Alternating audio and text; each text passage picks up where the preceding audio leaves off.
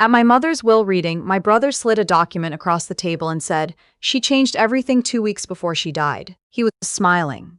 I just reached into my bag and pulled out my phone. I had been waiting for that moment for 8 months. My mother's name was June.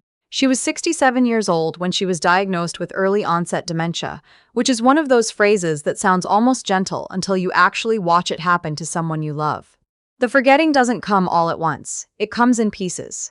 First, it's the small things. She calls you by your aunt's name. She leaves the stove on. She asks the same question 3 times in the same conversation and looks faintly embarrassed each time. Then the pieces get bigger. And then one day you realize the woman sitting across from you at the kitchen table is looking at you like she's trying to remember if she knows you, and something in your chest quietly breaks. I moved back home to Millfield, Ohio, in the spring, 2 years before she passed. I had just turned 38. I had a graphic design job I could do remotely, a lease I let lapse, and a life in Cincinnati I was able to fold up and carry back with me without too much resistance. That part still surprises me sometimes, how little I fought it. But my mother had raised me alone after my father left when I was 11, and there was never really a question in my mind about what I was going to do. My brother Scott did not move back. Scott is 4 years older than me, lives in Phoenix with his wife and their 2 kids, and has what I can only describe as a very practiced way of being unavailable. When my mother was first diagnosed, he flew out for a weekend, sat at her kitchen table, nodded a lot, said this was all very hard, and flew home on Sunday afternoon. After that, he called maybe once a month, sometimes less. He sent a flower arrangement for her birthday and an edible fruit basket at Christmas, the kind of gesture that looks thoughtful on paper and costs about as much feeling as a click of a button. I was the one who took her to her neurologist appointments at the Cleveland Clinic. I was the one who reorganized the house so she couldn't accidentally lock herself in the basement. I was the one who hired, and then, when it didn't work out, fired and rehired her home care aides, who learned which ones she liked and which ones made her anxious. I was the one who sat with her on the back porch in the evenings when the light was still good and she was still herself enough to want to talk. We talked about a lot of things during those evenings. Things I didn't know she'd been carrying. She told me once during one of those conversations that she had always worried Scott would try to take advantage of the situation. She didn't use those words exactly. She said, "Honey, I know your brother loves me, but he loves other things more." I didn't push her on it. I just held her hand and watched the fireflies come out over the yard. 8 months before she died, my mother's doctor officially documented that she no longer had the cognitive capacity to make sound legal decisions. I have a copy of that report. I've had it since the day it was filed. She passed on a Thursday morning in November, quietly in her own bed with me beside her. Scott arrived Friday evening. He hugged me at the door and said he was sorry he couldn't get there sooner. He smelled like airport coffee and cologne.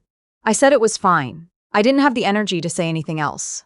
The will reading was scheduled for the following Monday at the office of my mother's attorney, a woman named Patricia. No, wait.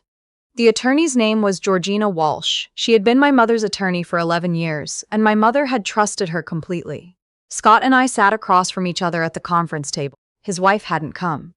Georgina set a folder on the table, folded her hands, and was just about to begin when Scott reached into his briefcase and slid a document across the table toward her. She updated her wishes, he said. He said it the way you'd say something obvious, something that shouldn't require explanation. 2 weeks before she passed. I had it drawn up by an attorney in Phoenix who specializes in estate planning. Everything's in order.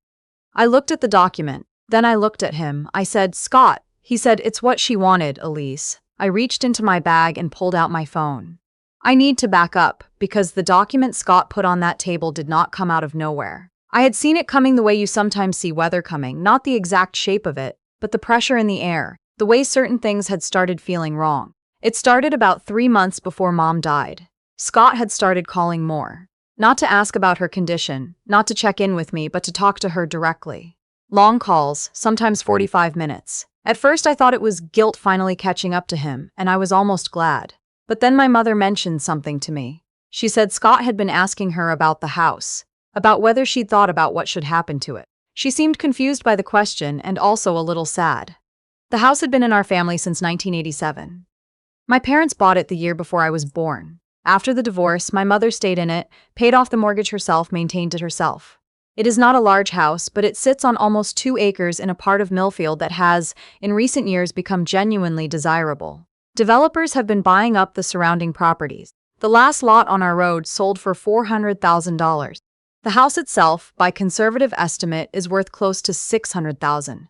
My mother's original will, which Georgina had drafted 11 years ago and which I had a copy of, left the house to both of us equally, split 50-50, with a provision that I had the right of first refusal if Scott wanted to sell his share. Her savings, roughly $90,000, were to be split the same way. It was straightforward. It was fair.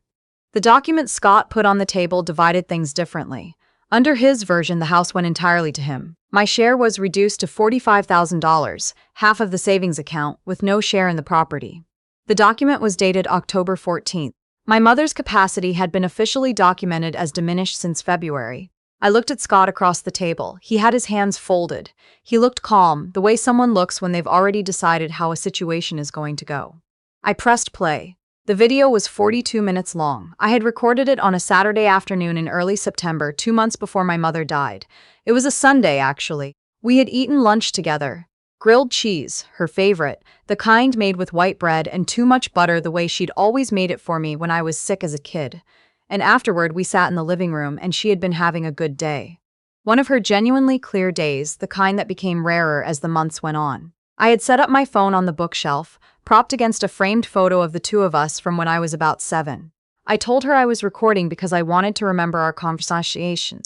That was true. It wasn't the only reason, but it was true. On that video, my mother talked for a long time. She talked about the house. She talked about what she wanted to happen to it. She said clearly in complete sentences, with no hesitation, that she wanted the property divided equally between her children. She said she had discussed this with Georgina and that she felt good about it. She also said, and this is the part I've watched back probably a dozen times, she said, I'm a little worried about Scott. I don't think he would do anything wrong intentionally, but he has different ideas about money than I do. I want Elise to make sure things are documented. I want her to have a copy of everything. She looked directly at the camera when she said that. I don't know if she knew on some level that I'd need it. I like to think she was just being her practical self. She had always been practical. I also had, on my phone, a photo of the letter from her neurologist dated October 9th, 5 days before the document Scott had presented, in which Dr. Harmon stated explicitly that my mother was no longer capable of making sound financial or legal decisions and had not been since at minimum the previous February. I laid that on the table too, printed. I had printed 3 copies. Georgina picked it up. She read it without expression, the way experienced attorneys read things they were already expecting to be significant. Then she looked at Scott. Scott's expression had changed. The calm was still there, but it had a crack in it now, something underneath it that I recognized. Not guilt exactly, but recalculation. He was trying to figure out how to reframe this. He said that video could have been staged. I said it's time-stamped. The metadata shows the location and date, and Dr. Harmon is prepared to provide a deposition. I didn't actually know that last part for certain at the time. I had called Dr. Harmon's office the week before and left a message, but I hadn't heard back. I said it anyway. Georgina set down the documents and said very quietly, Mr. Paulson, I need to advise you that proceeding with this instrument in light of this evidence carries significant legal risk. My brother sat back his chair. He was quiet for a long moment. Then he said, I just wanted what was fair. I thought about a lot of things in that moment. I thought about every neurologist appointment I had driven to and from. I thought about the morning she didn't recognize me for almost 20 minutes and how I sat in the car afterward and cried for 45 minutes because I didn't want to do it in front of her. I thought about the night she woke up at 2 in the morning, convinced there was someone in the backyard, and how I went out in the dark and walked the perimeter of the entire property in my socks so she could watch me from the window and see there was no one there. I thought about the grilled cheese sandwiches. I said, I know you did. The weeks that followed were not simple. Nothing about this kind of thing is ever simple, even when you're right. Georgina filed to have Scott's document officially contested. Dr. Harmon did respond to my message, as it turned out, and she was willing to provide documentation. Scott did not pursue the challenge after that. His own attorney, I was told secondhand, advised him strongly against it. My mother's original will was upheld. The house is mine now. Half of it, legally, with Scott holding the other half. He has already indicated he wants to sell. I have the right of first refusal, which means I have the option to buy him out before he can sell to anyone else. A local lender I've been talking with thinks I can qualify for a home equity loan on my portion to cover his buyout, which would mean I could stay. I want to stay. I know that might not make sense to everyone. The house needs work. The roof is getting old. The kitchen hasn't been updated since the early 90s. The heating system is something I've been nursing along with YouTube tutorials and prayers for 2 winters now. But it's the house where my mother made grilled cheese sandwiches on sick days. It's the house where she sat on the back porch and told me things she'd been carrying.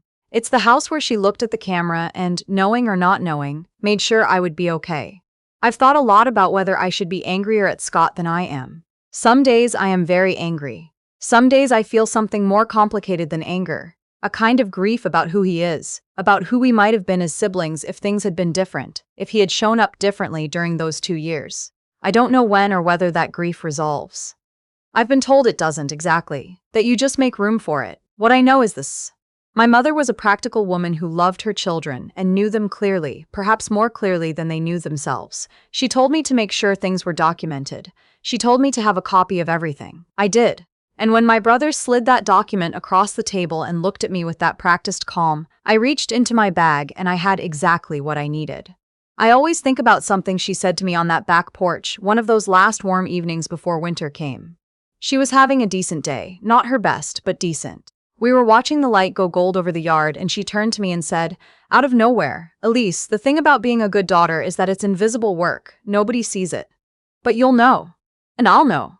She squeezed my hand. I'm still holding that.